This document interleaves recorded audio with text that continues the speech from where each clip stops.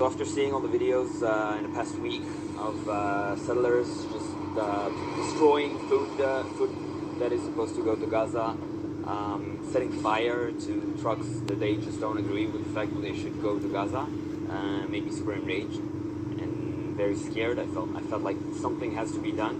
משאיות הסיוע האלה, כל משאית יכולה להיות הכלי האחד שיציל חיים של ילד בן 5, או לפחות יקנה לו עוד קצת זמן עד שישראל תפסיק את המעשים המכוערים שלה.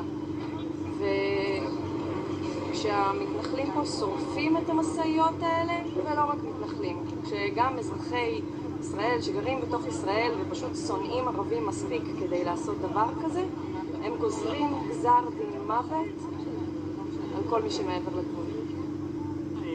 Happy I'm here doing what I can. I wish more people were here and we would be able to prevent this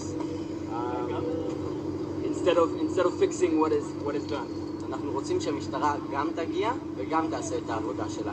אנחנו כבר ראינו סרטונים של משאיות נעצרות ושוטרים ברקע לא עושים שום דבר.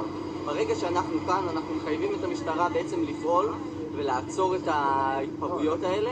שהמתנחלים הצליחו להפיל חלק מהציוד מהמשאית, אבל בגלל שהגענו לכאן מהר ובגלל שהמשטרה עשתה את העבודה שלה, מעט מאוד ציוד נפל ונאסף ואנחנו יכולים להמשיך קדימה כשהציוד יגיע לעזה.